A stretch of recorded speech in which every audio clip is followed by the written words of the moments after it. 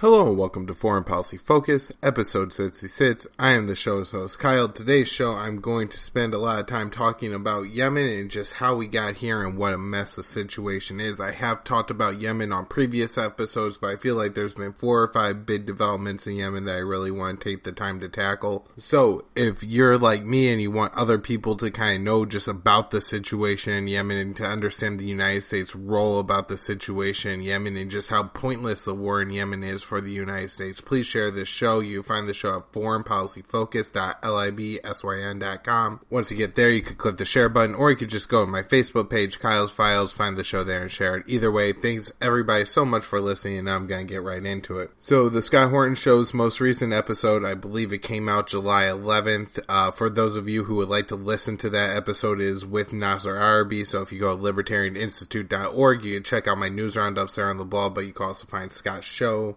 Scott interviewed Nasser Arabi. Nasser Arabi runs the website Yemen Alan, or Yemen-Now. He talks and is a reporter from Yemen. He lives in Sana'a. He's a secular person, although he does pretty openly supports the Houthis now after what the Saudis have done to his country. One big announcement we get from Nasser Arabi is he says that over 2,000 people have died of cholera in Yemen. Of course, I have talked about in the past how people in Yemen are dying from cholera and how terrible the outbreak is there. We now have over 313,000 people that have been suspected to have cholera in Yemen. Of course, cholera spreads very easily.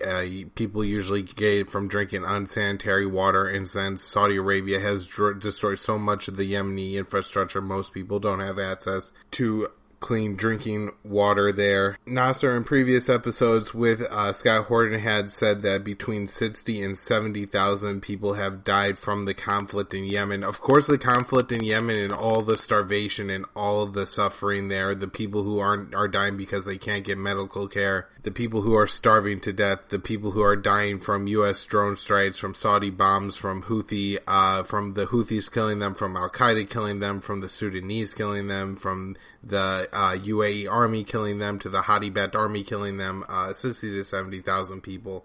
It's really an absolute tragedy. There's so many forces at work in Yemen right now that it's just absolutely killing. I mean, it was an impoverished country. It was the poorest country in the Middle East going into 2014 and 2015, where you had the Saudi war starting in Yemen. Nasser also said that there are Sudanese military fighting for the Hadi government in south of Yemen, and I guess it sounds like they are making some progress, and that's the only place in Yemen where anybody's really making progress.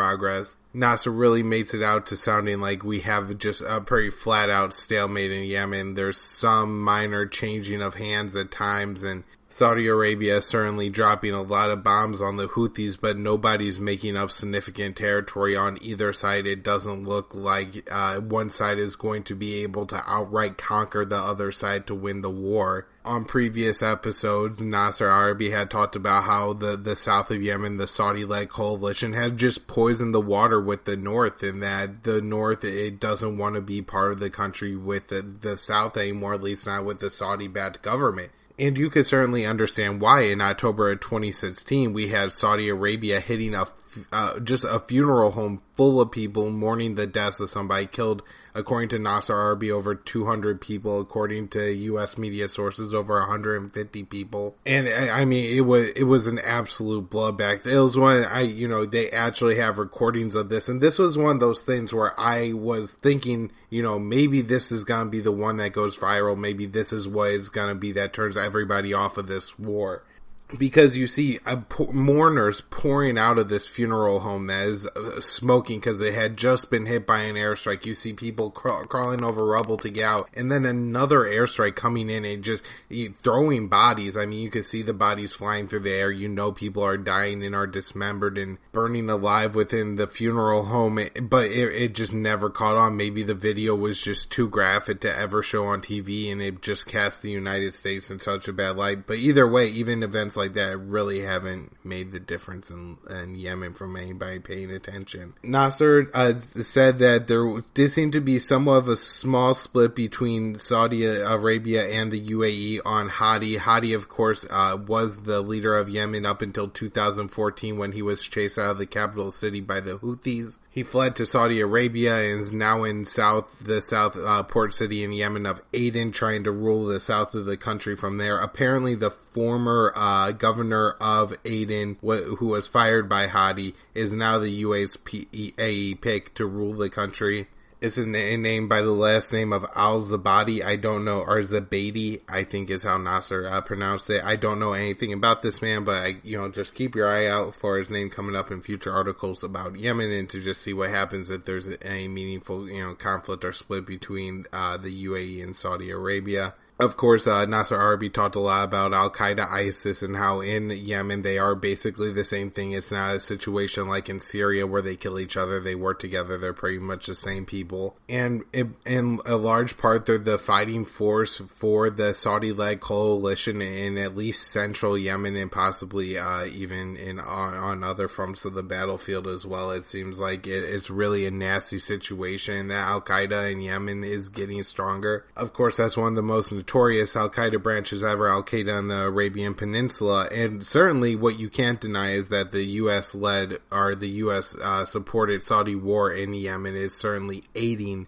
Al-Qaeda because that war is directly bombing Al-Qaeda's enemies. I also read a very important Intercept article yesterday on Yemen. In the first paragraph of the article, we get a quote from a high-ranking U.S. general saying that the U.S. had no plan, no end game, no objective in Yemen. There was absolutely no point. The U.S. didn't have a goal. We didn't have an outcome that we wanted. It didn't matter who won the war, but we picked a side anyway. And so I guess just that bluntly being in print and still nobody caring that's not one of the biggest scandals on the planet right now, that the United States is bombing a country with absolutely no reason to do it is absolutely amazing. And that should be one of the biggest scandals on the planet right now, that the U.S. is supporting a country that is bombing another country, and the U.S. has no reason to support them. We're supporting a bombing campaign for absolutely no reason. According to this article, that the U.S. actually doubled the amount of refueling it was doing for Saudi Arabian and UAE airplanes post the massacre of the funeral. I talked before about how that funeral massacre happened, and then the Obama administration, quote-unquote, took the U.S.'s role in the Saudi-led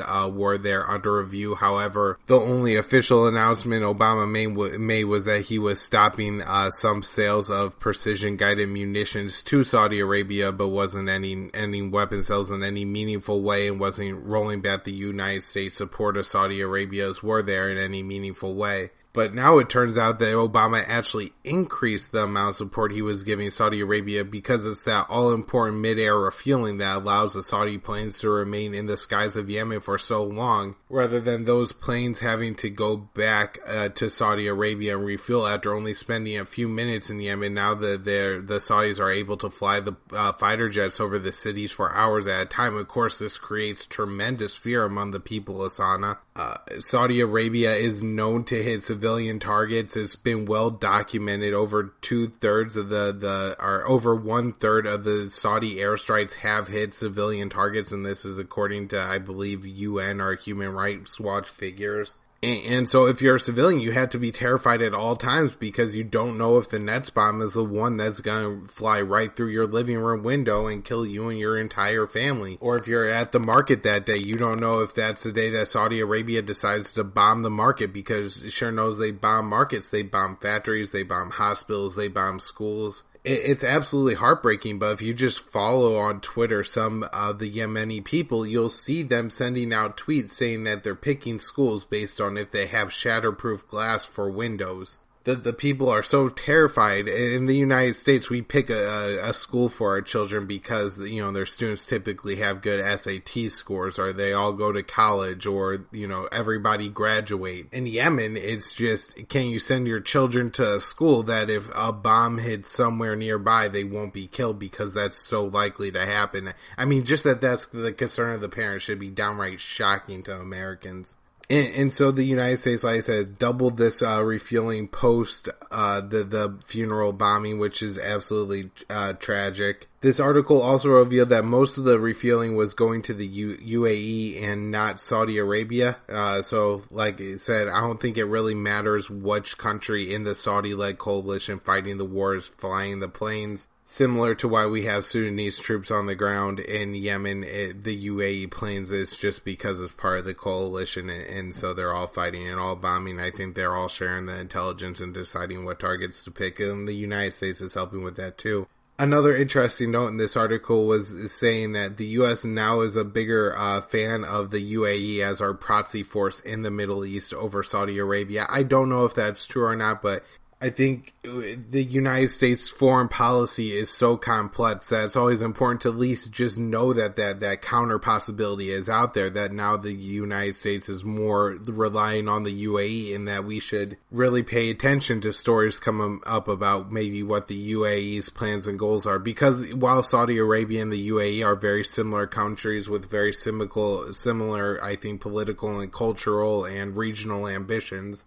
these people are ruled by very, very, very rich dictators who are pretty ruthless people, and so they may have their own and separate ambitions, and the United States is now relying more on the UAE. I think it's time that that us readers start paying a little bit more attention to when the UAE wants to make a move over when Saudi Arabia wants to make a move. I also read a couple stories just about either about Yemen in the mainstream media or about the mainstream media coverage of Yemen. The first was from Consortium News, and it made a couple just really interesting points about the Wash Post story and just stories about Yemen in general. The first is that if a mainstream media news outlet runs a story about Yemen, it says, "Oh my God, nobody's talking about Yemen. How come nobody talked about Yemen?" And then they really never talk about Yemen. They just kind of pat themselves on the back for being the ones that were relaying this information that everybody else missed. And yeah, we're so good for telling you about the humanitarian crisis going on over there.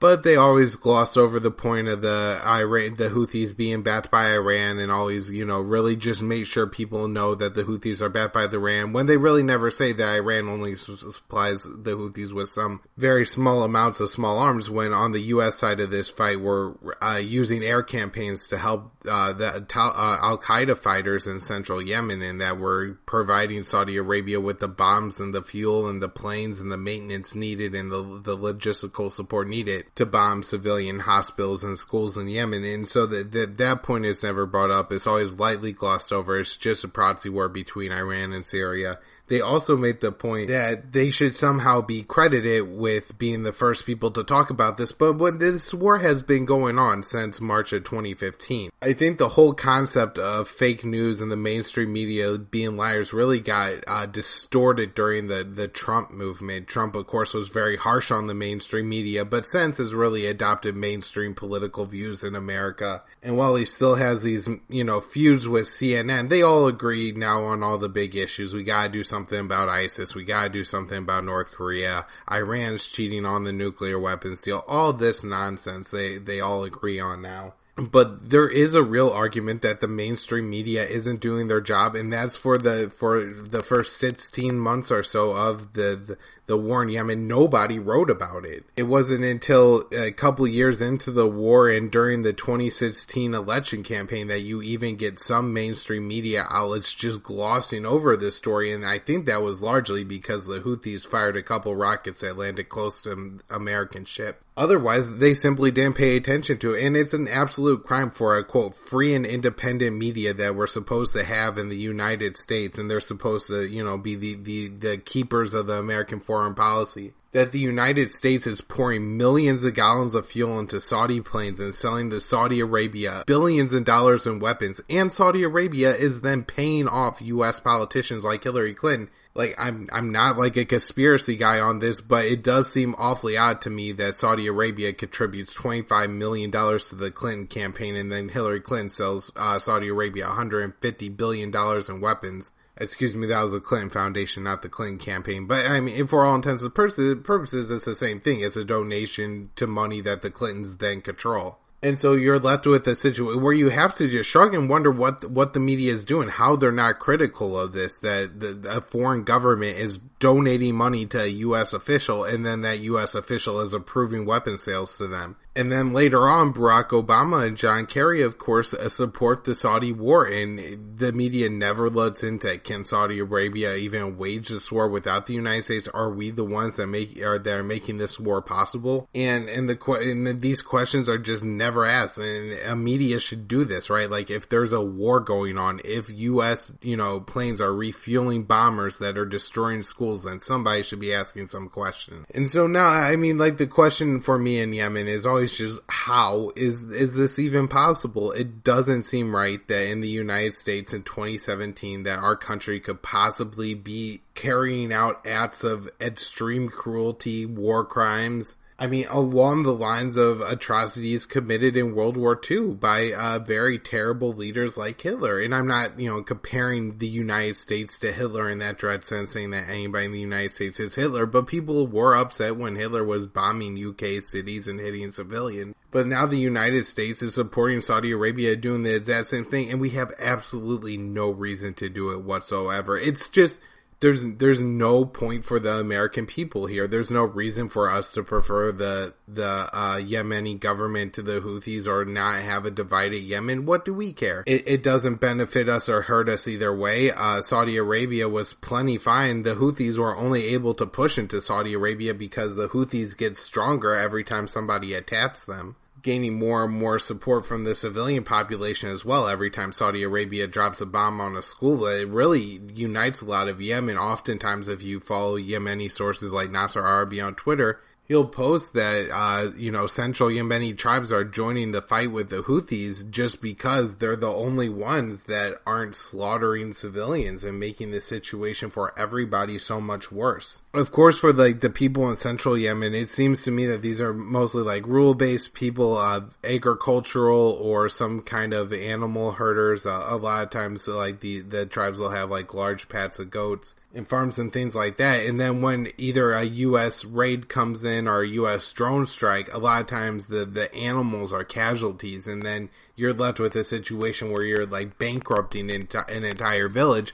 because the animals are value holders, right? Like, that goat is worth a lot of money, and if you have a lot of goats, then you have, potential food and milk and all the other things you need like that, but at the same time, you could also sell them, and they store and hold value. And so for people in Yemen, it would be like somebody coming to a United States citizen and draining their savings account by killing their herded goat, but not only that, they actually needed to live and sustain themselves too, and so it creates a lot of problem and drives a lot of hostilities towards Saudi Arabia and the United States, and drives people either into the hands of Al-Qaeda or the Houthis. And so it just seems to me that this is really a result of the Pentagon on autopilot. There's no real cause to support this war. Saudi Arabia supported the war because Saudi Arabia saw the Houthis being closer to Iran than the Hadi government, and so to exert more control and influence in the region, it made sense for them to try to restore Hadi to power, but the U.S. doesn't have a role in that fight at all, and there's no reason for the United States to support it. And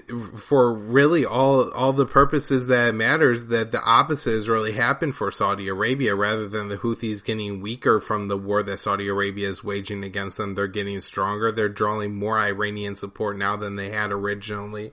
And they've made a pretty significant stand against Saudi Arabia, and it has to be at least somewhat of a signal to the rest of the Middle East that the Saudi Arabia and the American empire are not as strong as they think, because they cannot do anything about these Houthis in Yemen. Like I said, Nasser Arabi said that it's pretty much a stalemate, and that stalemate is being held and controlled by one side who's not receiving a lot of outside support. They really don't have any kind of air force or whatsoever, and they're just fighting, and I guess have a lot of civilian, support, and are able to hold off a world empire, a massive air force, and a land army, and a lot of Al-Qaeda fighters on their side as well. And I guess it's just the most depressing thing to me. If you look at this and just say like, hey, if the American people said no, there's absolutely no reason for it. Politicians won't have any reason to continue to support this war. I guess some of their arms makers buddies may be a little upset that this might put a little bit of a hit to their pocket, because Saudi Arabia is certainly a large purchaser of these weapons. But at the end of the day, there's no excuse to support the slaughter of a civilian population at all, and that's simply what the United States supporters, the United States Congress is doing by not doing anything to prevent this war from continuing. Of course, we did have a congressman, I believe Ted Leahy from Hawaii proposed an amendment to the NDAA and got it through that will require some sort of congressional oversight over the war in Yemen. Although I'm not sure that anybody would enact it or follow through with it. They may just be able to kind of dance around the issue to never really have to deal with it. And so I don't know what to say. I mean, at this point, there's really no excuse for Americans not to know. It's been 2 years now going on that the United States has had a significant input in Yemen. There's been things like the funeral bombing, the botched raid in Yemen, the large number, 300,000 with cholera, so many people starving, maybe up to 14 million people now starving, 19 people needing immediate aid. And those numbers have drawn a little attention to the people of Yemen, but you can't even get the American people to care for just a few minutes about the situation. And that's really all they need to do. If we could all stop being outraged about Russiagate for 2 weeks and just care about Yemen, we could prevent possibly hundreds of thousands, if not 1 million people from dying in Yemen. There are so many people on the brink of starvation. There are so many people at risk from getting cholera. And the cures for this are so simple. It's just a little bit of food. It's a little bit of medicine. It's not expensive food. It's not expensive medicine. It's just a little bit of food that keeps people alive. A little bit of high nutrients food. You give it to them. It keeps them alive. You give them a couple pats of fluids and they go on living from the cholera. There's just no reason for people to be dying of some simple and unnecessary diseases and causes, and it's just unacceptable. All right, a few more stories I want to update everybody on before the weekend, and that is that there's really been no progress in the talks between Qatar and Saudi Arabia that are brokered by Rex Tillerson. The United States made some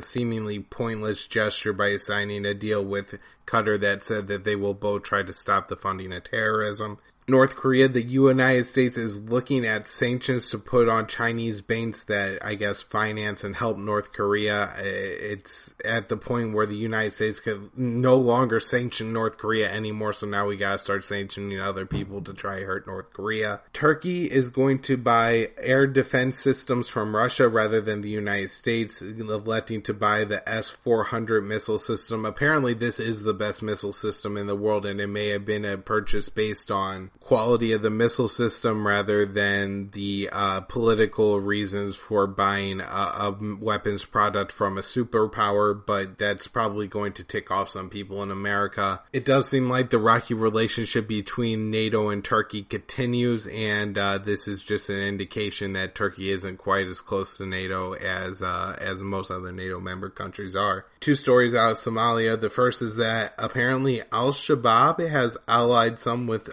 Somali pirates. This may be more of a alliance out of practical nature. They're both outlaws. The pirates probably have goods to sell, and Al-Shabaab probably wants to buy them, but just kind of an interesting thing going on there. Also, Al-Shabaab, who is a Somali group, attacked a politician and apparently a pretty high government official in Kenya. The politician was freed, but 3 people died. In South Sudan, we have over 5,000 civilians fleeing as government forces are approaching a rebel-held town. The civilians are, of course, fleeing, fearing reprisal attacks from the government forces. In Afghanistan, we have Bannon pushing Trump to consider more private contractors over actual American troops being put on the ground in Afghanistan. In Israel, we have a U.S. brokered water deal between Israel and Pakistan. The deal is going to give Palestine some more water every year. Also in Palestine, but this time in the Gaza Strip, we have the last power plant being turned off as there's no fuel to run the power plant. Civilians in Gaza prior to this were only getting power for maybe 4 hours, I think, every few days anyways, and so now it seems like they're just getting nothing but what's going to run off of private generators. In Syria, we had Trump mention that there might be a second ceasefire to come there, so that's possible good news that we could keep our eyes on. 2 Americans were killed fighting ISIS somewhere outside of Raqqa. It seems that these Americans were fighting with the SDF YPG forces and were just private citizens and in no way affiliated with the military. U.S. Special Operations Forces are operating on the ground within Raqqa and are no longer just outside of the city. In Mosul, we had the declaration of victory, but small pockets of ISIS fighters remain in the city. I've seen U.S. reports saying that up to 2,000 fighters remain in the city. The Pentagon is now warning that we're going to see an insurgency coming in Mosul, now that all the ISIS fighters have at least given up their plans to hold a state in that area. We also have video surfacing of Iraqi soldiers beating and killing civilians in Mosul they are accusing of being ISIS fighters. And so that's going to wrap it up for the week, everybody. I hope you enjoyed the show. If you like the show, check out foreignpolicyfocus.libsyn.com. I'm on Twitter at KYAALE. I'm on Facebook at Kyle's Files, and the private Facebook group is Foreign Policy Focus. My website is kylesfilesblog.com. You can find all my work at libertarianinstitute.org as well. Thanks, everybody.